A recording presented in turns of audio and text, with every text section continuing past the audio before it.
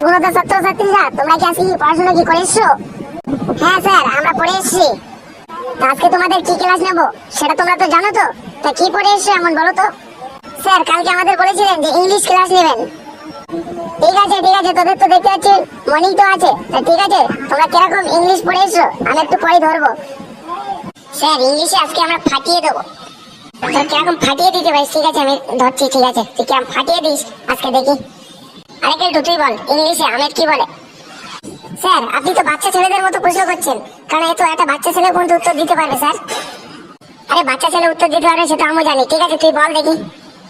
Sir, mango বলে। তা ঠিক আছে, ইংলিশে কুকুরের নাম। তা বলতো ইংলিশে I am so very happy মানে কি? এর বাংলা মানে বল।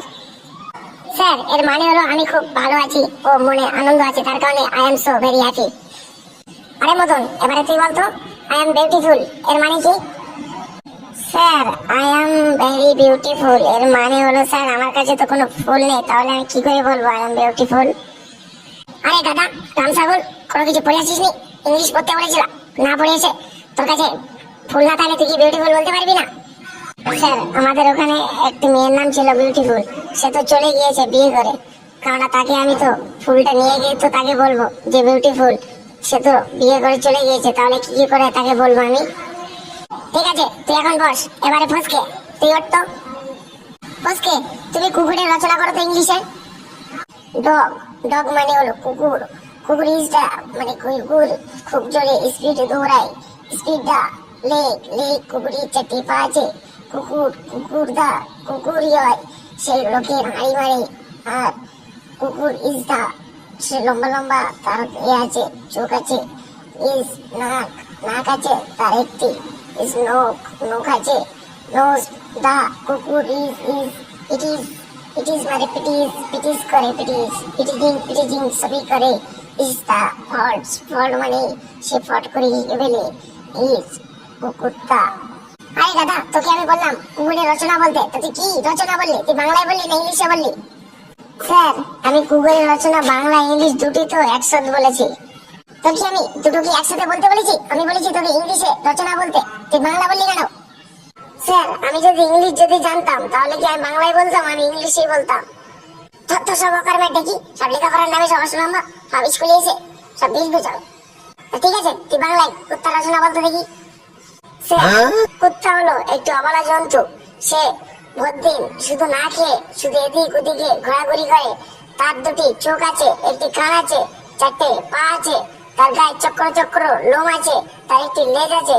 সে না খেয়ে পেয়ে লোকের বাড়িতে গিয়ে সে হাঁড়ি মারে এদিক ওদিকে।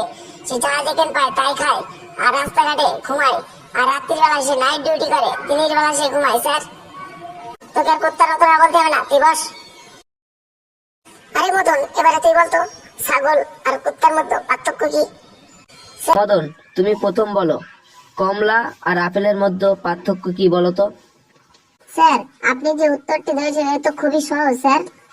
ঠিক আছে, খুব সহজ গেলে তাড়াতাড়ি উত্তরটা দাও। স্যার, কমলার রং কিন্তু কমলায়, আপেলের রং কিন্তু আপেল নয় স্যার। এই দুটোর মধ্যে পার্থক্য কি রঙের মধ্যে? আমি বলতে চেয়েছি যে আপেল আর কমলার মধ্যে পার্থক্য কি। তা তুমি বলছো যে আপেলের রং আপেল নয়, কমলার রং কমলার মতো, এটার মানে কি? স্যার, এর মানে যদি আমি জানতাম তাহলে তো আপনার চেয়ারে আমি বসে থাকতাম। তার মানে তুমি বলতে চাইছো যে তুমি কিছুই জানো না? তাহলে কি করতে স্কুলে এসছো? স্যার, স্কুলে আসবো না বলেছিলাম, বাবা মা স্কুলে জোর করে পাঠিয়ে দিয়েছে, তার কারণে এসেছি স্যার। আচ্ছা ফসকে, তুমি বলো তো। কত পড়ে থাকবে? 58 পড়ে থাকবে। তার পরের প্রশ্ন বল। বল, 47 সাথে যোগ করে 91 সাথে ভাগ করে রাত দিয়ে যোগ করলে রাত কত পড়ে থাকবে? 17.18 পড়ে থাকবে। পরের প্রশ্ন বল। খেলাটা তো ইন্টারেস্টিং বটে, ইন্টারেস্টিংও জটে। খেলাটা তো খুব তো জটিল গেল, ভালো করে বলি। লে কর, কি আর প্রশ্ন আছে তোদের কাছে? লে প্রশ্নগুলি কর আমাকে। বল, এবার তুই বল। একটি লোক 1200 টাকা নিয়ে বাজারে গেল, 247 টাকা নিয়ে বাজার করলো। একটি মাছ কিনলো 219 টাকা। সে লোকটি রাস্তায় কুড়িয়ে পেল 70 টাকা। তাহলে তার কাছে আর কত আছে বল?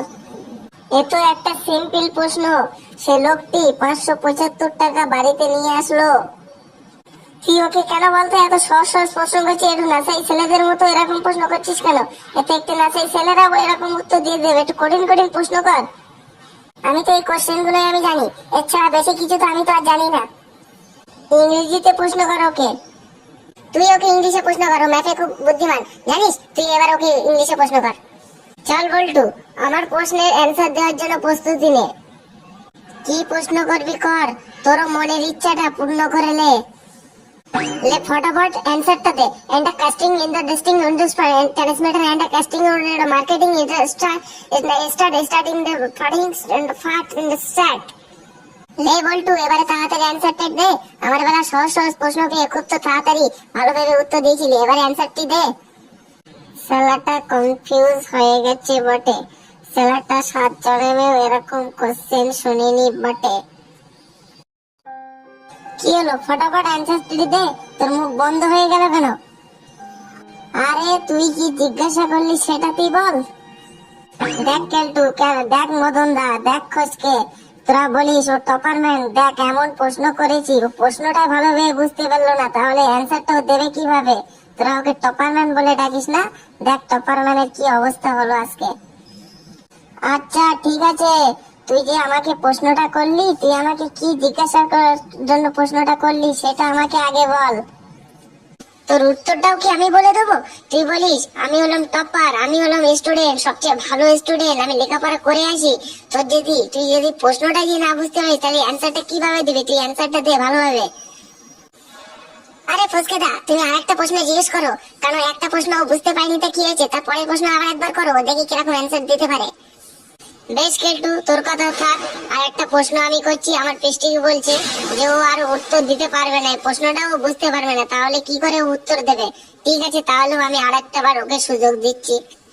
হ্যাঁ হ্যাঁ ঠিক আছে, তুই আরেকটা বার আমাকে আরেকবার প্রশ্ন কর। ঠিক আছে, আমি তোর প্রশ্নের উত্তর আমি ঠিক বলেই দেবো। তো ঠিক আছে, আরেকটা বার তোকে আমি সুযোগ দিচ্ছি। তা ঠিক আছে, তুই প্রশ্নের উত্তরটা ভালোভাবে অ্যানসারটি দিয়ে দে। Come the back to student the hospital the oxygen the oxygen bus train student the bus में जब बहुत दूर में जाता है तो अमेरिका में दार्जिलिंग में उधर से दार्जिलिंग पहाड़ में जाता है। এইটা কি একটা কি প্রশ্ন হলো বটে? এই প্রশ্নের যদি উত্তর দিতে যায় ছেলেটার মাথার ঘেনুন যাবে শুকিয়ে। ছেলেটা মনে হচ্ছে এবারে খুব চিন্তিত, পরে টরে যেতে পারে প্রশ্ন শুনিয়া।